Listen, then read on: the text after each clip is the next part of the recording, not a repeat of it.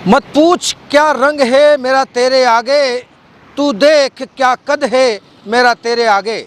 नमस्कार, एक बार फिर से न्यूज़ 21 के तमाम दर्शकों का इस खास प्रोग्राम में बहुत बहुत स्वागत है। मैं हूं आपके साथ सुरेंद्र सोनी।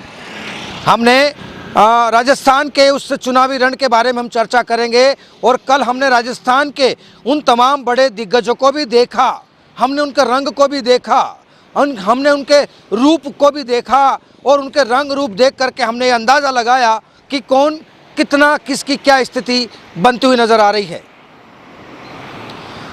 जिस तरीके से हमने राजस्थान में वो चुनाव देखे हैं, ऐसे चुनाव हमने अब तक इसलिए नहीं देखे क्योंकि कितने टेंस से भरे हुए चुनाव थे, कितनी कश्मकश की यहाँ पर तस्वीरें नज़र आई थी। बीजेपी ने लगातार जो है वो हिंदुत्व के पोस्टर बॉय के रूप में इस चुनाव को लड़ा, तो वहीं कांग्रेस ने काम के दम पर चुनाव लड़ा। आप देखिए कि ये चुनाव किस तरीके से दिलचस्प रहे। कई तस्वीरों ने यहां पर जन्म लिया, कई तस्वीरें साफ नहीं हो पाई, लेकिन जिस तरीके से राजस्थान में बीजेपी के शीर्ष नेताओं का कैडर लगातार धरातल पर जमा रहा, तो वहीं कांग्रेस से भी राहुल गांधी, प्रियंका गांधी, सचिन पायलट और अशोक गहलोत नजर आए।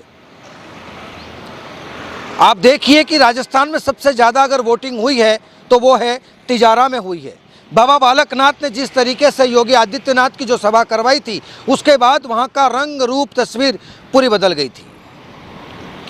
हमने वो तमाम तस्वीरें देखी हैं कि राजस्थान में कौन से दिग्गज नेता जीत रहे हैं और कौन से दिग्गज नेता हार रहे हैं। आप देखिए राजस्थान में वो जो कमोबेश की जो स्थिति रही, उस कमोबेश में क्या किस तरीके से कांग्रेस और बीजेपी ने अपने तमाम दाव पेच खेले। आप देखिए कि जब हम लगातार ग्राउंड लेवल पर रिपोर्टिंग कर रहे थे, हमने हर एक मतदाता के मन को टटोलने का प्रयास किया, लेकिन इस बार मतदाता पूरी तरीके से जागरूक था, इस बार का मतदाता पूरी तरीके से पढ़ा लिखा था, इस बार का मतदाता पूरी तरीके से होमवर्क करके वोट डालने पहुंचा था।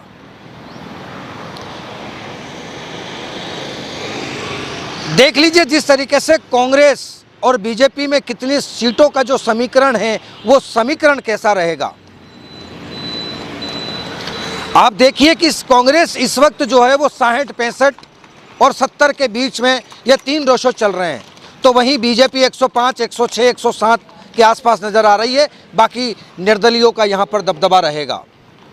हालांकि जिस तरीके से हमने राजस्थान में देखा है कि यहाँ पर जिस तरीके से भैरव सिंह शेखावत अपनी सरकार बना लिया करते थे निर्दलीय के सहारे, वैसे यहाँ पर अशोक गहलोत भी सरकार बना सकते हैं, पर वो तस्वीरें अभी तक साफ नहीं हो पाई है। लगातार हमारी न्यूज़ 21 की टीम हर एक ज़िले में थी, हर एक जिला मुख्यालय की तस्वीरों को हमने देखा था, करीबी से देखा था, बहुत बेहद करीब से देखा था। जिस तरीके से राजस्थान में हमने जो तस्वीरें देखी, जिलों की तस्वीरें देखी, जिस तरीके से वोट परसेंटेज बढ़ता गया, उससे हमने अंदाज़ा लगा लिया था कि इस बार जनता कुछ अलग मूड बना करके बैठी है। आप देखिए लगातार हम आपको उन जिलों पर भी हम चर्चा करेंगे कि किस किस जिले में क्या क्या स्थिति रही, किस जिले में कौन किस पर कितना भारी रहा। जिस तरीके से लगातार राजस्थान में किस तरीके से जो कमोबेश की स्थिति रही, जो तस्वीरें रही, उन तस्वीरों से हम शुरुआत करेंगे। लेकिन मैं सोच रहा हूं कि मैं शुरुआत कहां से करूं, लेकिन मैं सोच रहा हूं कि शुरुआत कहां से की जाए इस कमोबेश की स्थिति को, क्योंकि ये जो चुनावी रण था, इस रण में शुरुआत भी एक दमदार प्लेस से होना चाहिए। तो चलिए हम शुरुआत कर लेते हैं जोधपुर से कि जोधपुर में किस तरीके का माहौल रहा, किस तरीके से वो तस्वीरें रही, क्योंकि जोधपुर सबसे राजस्थान की ये कह सकते हैं कि पावरफुल और हॉट सीट मानी जाती है। देखिए आप यहाँ पर अशोक गहलोत बिल्कुल पूरी तरीके से अपनी सीट निकालते हुए नज़र आ रहे हैं। टोटल जोधपुर से 7 सीटें जो हैं वो चुनावी रण में हैं। जोधपुर के आसपास की जो सीटों की मैं बात कर रहा हूँ, तो जोधपुर सूरसागर की बात करें, देवेंद्र जोशी की, वो लीड बना रहे हैं, ठीक है। और यहाँ से जो तस्वीरें नज़र आई थी वो बड़ी तनावपूर्ण तस्वीरें नज़र थी। यहाँ पर कांग्रेस बीजेपी दोनों ही जिस तरीके से कमोबेश की स्थिति में थी, ठीक है। जोधपुर शहर की बात करें, कांटे की टक्कर थी वहाँ पर। मनीषा पवार, हम बात करें बीजेपी पीछे से इधर से अशोक गहलोत ने अपना पूरा दमखम लगा दिया था, इस तरफ दूसरी तरफ बीजेपी से गजेंद्र सिंह शेखावत ने अपना दमखम लगाया था। मनीषा पवार कांग्रेस से थी, तो जिस तरीके से मनीषा पवार अशोक गहलोत के बहुत करीबी रही है, तो वो वहाँ से सीट निकालने में स्थिति पावरफुल बनी रहेगी। जिस तरीके से ओसिया की हम बात करें, जो इसी विधानसभा में लगातार पिछले 5 सालों से दिव्या मदेरणा दहाड़ती हुई नज़र आई थी, सरकार को घेरती हुई नज़र आई थी, लेकिन अब इस बार जो है वो ओसिया से 60-40 का रेशो नज़र आ रहा है, या यूँ कहें कि 50-50 का रेशो भी हम मान सकते हैं।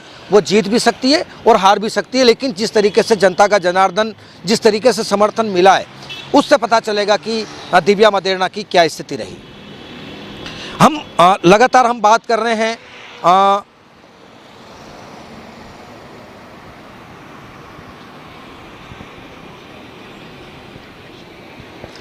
आप देखिए राजस्थान के अंदर जो जिस तरीके से आरएलपी, आम आदमी पार्टी, जेजेपी और अन्य निर्दलियों ने जो समीकरण बिगाड़े हैं, चुनावी समीकरण, तो आई थिंक जिस तरीके से जो कयास लगाए जा रहे हैं, जो सियासी पंडित है उनका यही कहना है कि जिसने मारवाड़ जीत लिया उसने राजस्थान जीत लिया, है ना। एक तरफ कहते हैं कि जिसने मेवाड़ जीत लिया उसने, क्योंकि मेवाड़ और राजस्थान ये दोनों बड़े इंपॉर्टेंट पार्ट हैं सरकार बनाने में और सरकार बिगाड़ने में। आप देखिए लगातार अगर मैं बात करूं तो यहाँ पर इस बार तीसरे मोर्चे के रूप में आरएलपी भी कहीं न कहीं मैदान में डटती हुई नज़र इसलिए आई क्योंकि हनुमान बेनीवाल अपने दम पर जो है वो चुनाव जीतने का दावा कर रहे थे, तो वहीं दूसरी तरफ जो है वो आम आदमी पार्टी भी लगातार जो है वो लोक लुभावनी स्कीमों को दे करके जो है वो साधने का प्रयास कर रही थी। देखिए अगर हम बात करें जिस तरीके से जो बड़ी स्थिति रही इस बार के चुनाव में, वो यही है कि आरएलपी के साथ में जो है वो चंद्रशेखर आज़ाद की टीम भी, क्योंकि इन दोनों में गठजोड़ हो चुका था, तो ये कहीं न कहीं एक बड़े समीकरण बिगाड़ने में माहिर हैं। आप जान सकते हैं कि अगर हम बात कर रहे हैं मारवाड़ की, अभी जोधपुर की बात कर रहे हैं, तो जोधपुर में टोटल 7 है, तो 7 में से मान के चलिए कि या तो 4-3 का रेशो बैठेगा, या फिर 4-2 का रेशो बैठेगा, या फिर 4-3 का रेशो भी बैठ सकता है। एक आरएलपी में भी जा सकती है, 2 कांग्रेस आ सकती है, 4 बीजेपी आ सकती है। तो ये जो 7 का जो रेशो है वो लगभग इस तरीके से नज़र आ रहा है। मारवाड़ का दूसरा इलाका है पाली। यहाँ से ज्ञानचंद पारीक जो है वो निकलते हुए नज़र आ रहे हैं। अब देखिए कि पाली में जिस तरीके से 4 और 2 का जो रेशो बना हुआ है, पाली उस क्षेत्र की अगर मैं बात करूं, पाली की बात करूं तो यहाँ से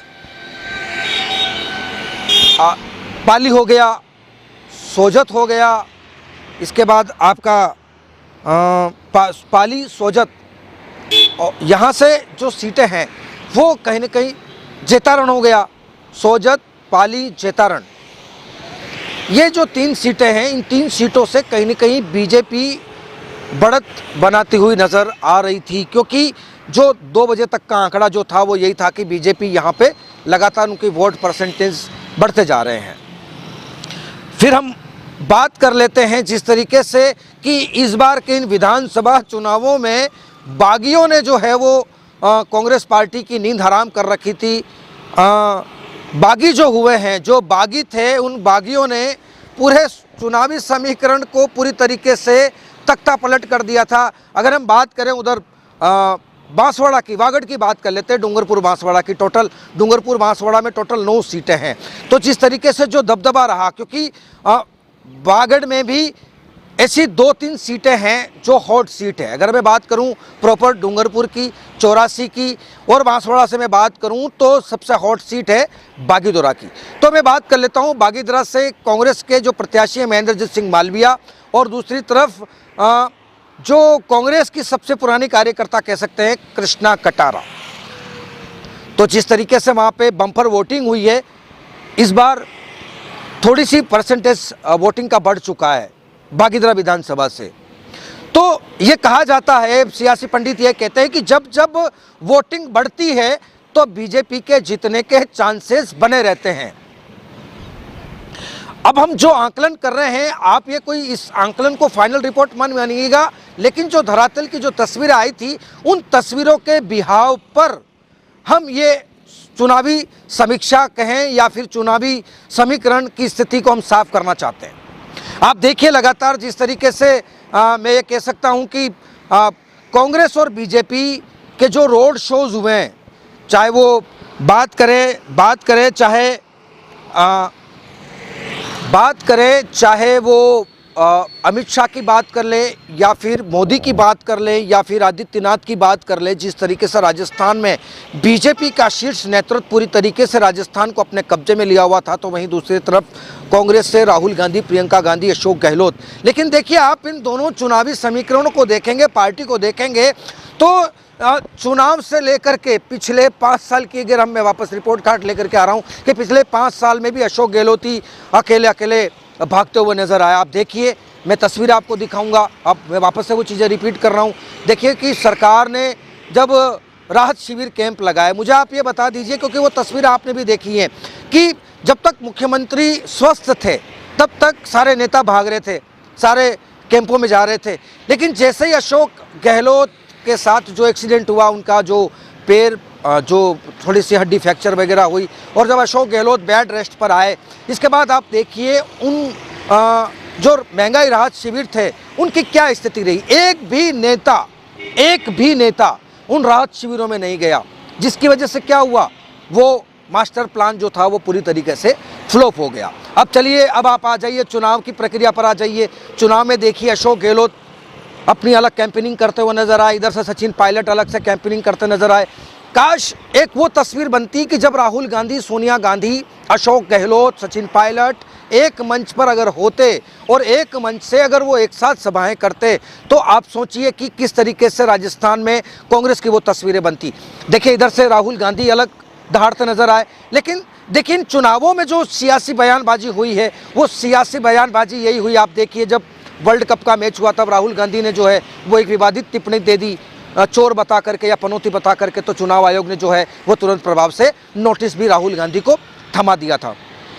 फिर हम बात कर लेते हैं प्रियंका गांधी की। जिस तरीके से प्रियंका गांधी ने राजस्थान में दौरे किए, उन्होंने एक नारा दिया था कि मैं लड़की हूं, लड़ सकती हूं, लेकिन उनको वापस से वो ट्रेंड उल्टा पड़ गया कि कहीं बीजेपी ने जो है वो इसका बड़ा मुद्दा बना लिया। देखिए बीजेपी ने बार बार यही आरोप लगा है, चुनावों में यही चीज़ें भूनती हुई नजर आई। बीजेपी के सामने कांग्रेस हमेशा मुद्दे देती रही और बीजेपी उन मुद्दों को भुनाने का पूरी तरीके से उन्होंने मास्टर प्लान तैयार किया कि देखिए कि किस तरीके से मुद्दे मिल रहे हैं और उन मुद्दों को किस तरीके से भुनाया जाएगा। अब आप देखिए कन्हैयालाल हत्याकांड सबसे ज़्यादा इन चुनावों में चर्चा का विषय रहा। मोदी ने बड़े मंच से कह दिया कन्हैयालाल हत्याकांड के जो तस्वीरें थी वो राजस्थान में साफ नहीं हो पाई, पेपर लीक था, भ्रष्टाचार था। आप देखिए कि किस तरीके से वो तस्वीरें बनती हुई नजर आई थी। चलिए मैं फिर से वापस उस पॉइंट पे मैं वापस से आ रहा हूँ कि लगातार जो कमोबेश की स्थिति चली आ रही थी कि जब अशोक गहलोत स्वस्थ थे तब तक कैंपों का भी एक अच्छी स्थिति में वो था कि कैंप एक अच्छी रफ्तार पकड़े हुए, लेकिन जब अशोक गहलोत बेड रेस्ट पर हुए तो इसके बाद क्या हुआ, इसके बाद वो मास्टर प्लान जो था वो पूरी तरीके से फ्लॉप हो गया, कोई भी नेता भागा नहीं। अब आप देखिए इधर से पूर्वी राजस्थान में सचिन पायलट ने अपनी कमान संभाल रखी थी, उन्होंने वहाँ पर कुछ ऐसी तस्वीरें साफ भी कर दी थी कि यहाँ पर कांग्रेस का एक अच्छा बहुमत मिल सकता है या एक अच्छा बहुमत हम ले सकते हैं। चलिए हम बात कर लेते हैं इधर से पश्चिमी राजस्थान की। पश्चिमी राजस्थान में अशोक गहलोत कुछ बड़ी जगहों पर जा पाए, या यूं कहें कि कुछ कुछ जगह को ही अशोक गहलोत कवर कर पाए। अब आप देखिए कि कांग्रेस एक पूरी तरीके से जो है वो मास लीडर पार्टी है। आप देखिए कांग्रेस के अंदर मास लीडर पार्टी में इन चुनावों में देखिए आप जो है वो स्टार प्रचारकों की सूची में कितने नाम थे आप देखिए, आप गिनिए, राहुल गांधी, प्रियंका गांधी। जबकि इस पूरे ग्राउंड अगर हम बात करें स्टार प्रचारकों की, तो इस स्टार प्रचारकों की सूची में खड़गे साहब 1-2 सभाएं की हैं। जबकि यहाँ पर यदि सोनिया गांधी खुद ग्राउंड लेवल पर अगर कुछ 2, 4, 5, 6 सभाएं अगर सोनिया गांधी भी करती, तो आप देखिए कि इसका क्या इम्पैक्ट जनता पर नज़र आता। लगातार आप देख पा रहे हैं कि जो तस्वीरें बनी उन तस्वीरों में कितनी धुंधली तस्वीरें भी थी। अब आप देखिए चुनाव को इंटरेस्टेड बनाने के लिए क्या किया प्रत्याशियों ने। पुराने कोई किसके वीडियो जारी कर रहा है, किसकी कोई ऑडियो क्लिप जारी कर रहा है। आप देखिए इधर से मैं मालवीय नगर की बात करूं तो मालवीय नगर में अर्चना शर्मा के खिलाफ जो है वो ऑडियो क्लिप दूसरी विपक्ष की तरफ से जारी की गई। इधर से अगर मैं बात करूं कालीचरण सराफ की, तो कालीचरण सराफ के भी कुछ ऐसे ऑडियो वीडियो जो हैं वो सोशल मीडिया पर नज़र आए। आप देखिए कि किस तरीके से जो तस्वीरें बनी थी राजस्थान में, लगातार जो तस्वीरें बनती नज़र आई, बिगड़ती भी नज़र आई। अब आप देखिए कि कुछ स्थानों पर तो जो है वो फायरिंग तक की स्थितियां नज़र आ गई कि वहाँ फायरिंग देखने को मिल गई। अब आप देखिए इधर से झोटवाड़ा की अगर मैं बात करूं तो झोटवाड़ा में राज्यवर्धन सिंह राठौड़ ने जो है वो फर्जी मतदान को लेकर के कांग्रेस पर हल्ला बोला। उन्होंने देखा होगा कि कुछ आईडियाँ जो है वो आईडी भी दिखाई कि यहाँ पर जो है वो फर्जी मतदान हो रहा है।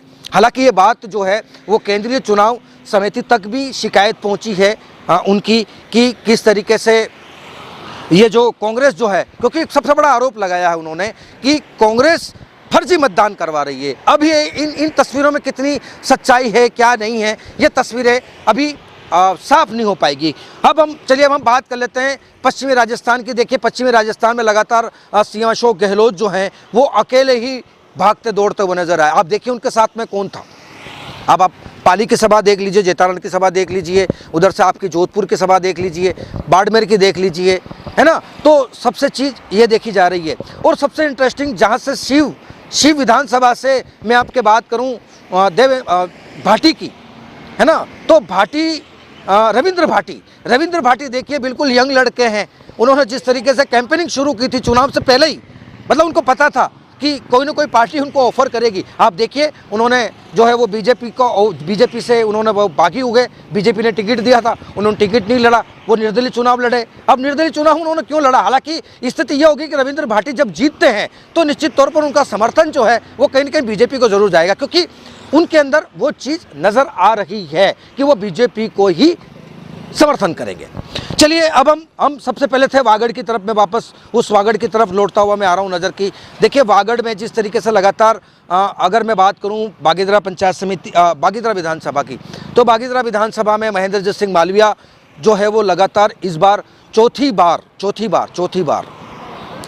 देखिए आपकी लगातार चौथी बार जो है वो इस चुनाव को जीतते हुए नजर आ रहे हैं। क्योंकि यहाँ पर थोड़ी सी कमोबेश स्थिति ये रही। आप देखिए वहाँ पर जो है वो शिवराज सिंह चौहान की सभा हुई बागीदरा विधानसभा में, तो एक थोड़ा सा एक इम्पैक्ट पड़ता है कि जिस तरीके से शिवराज सिंह चौहान ने आकर के महेंद्रजीत सिंह मालविया पर जो आरोप धर दिए थे। चलिए अगर हम बात कर लेते हैं उधर से 84 डूंगरपुर चलते हैं। डूंगरपुर में 84 विधानसभा से जो है वो सुशील कटारा जो कि वसुंधरा सरकार में पूर्व मंत्री भी रह चुके हैं, उनकी सभा में आप देखिए वहाँ पर रोड शो हुआ। रोड शो होने के बाद जो है वो सभाएं हुई।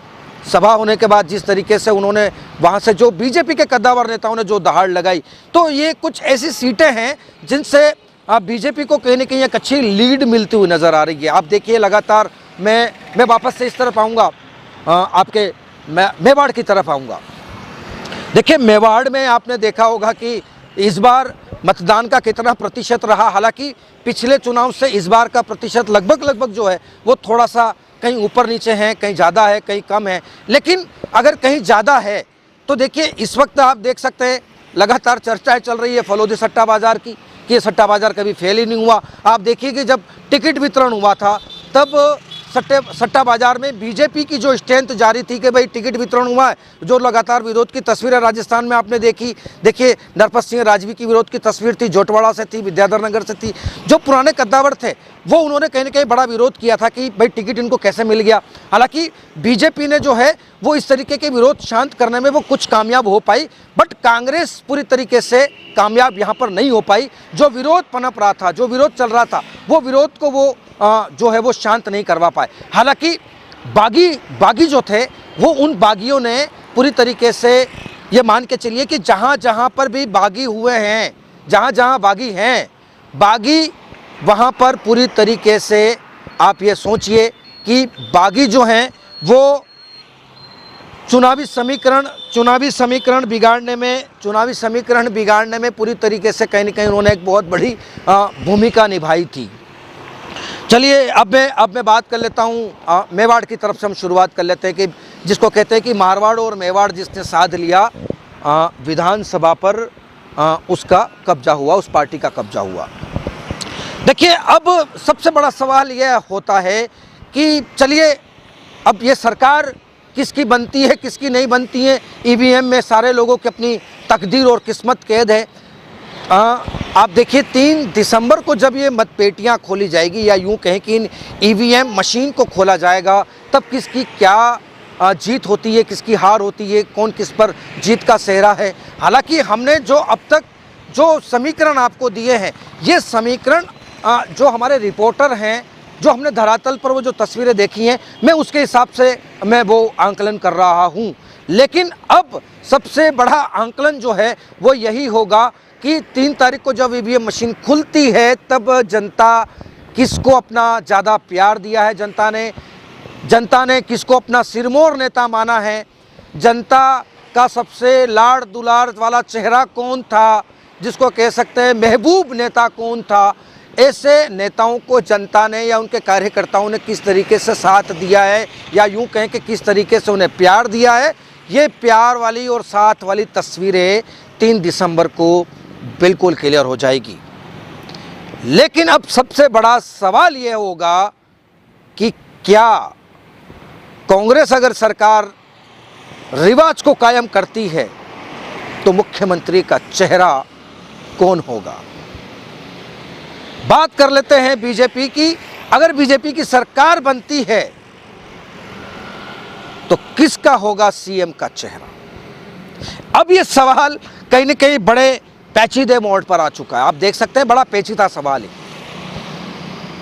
आप हमें कमेंट बॉक्स में लिख करके भी बता सकते हैं। हमारे तमाम दर्शक जो इस रिपोर्ट को देख रहे हैं, ये रिपोर्ट देखने के बाद भी आपकी भी अपनी प्रतिक्रियाएं हम तक पहुंचाएं कि राजस्थान का सीएम कौन होगा। हालांकि हम 3 तारीख को रिजल्ट के बाद में हम स्पष्ट रूप से साफ कर देंगे कि राजस्थान में सीएम कौन होगा, क्योंकि लगातार हमारी पहली नज़रें वहां पर बनी हुई है। चलिए लगातार हम चुनावी अपडेट भी आपको दे रहे थे, चुनावी लगातार हम आपको समीकरण भी बता रहे हैं।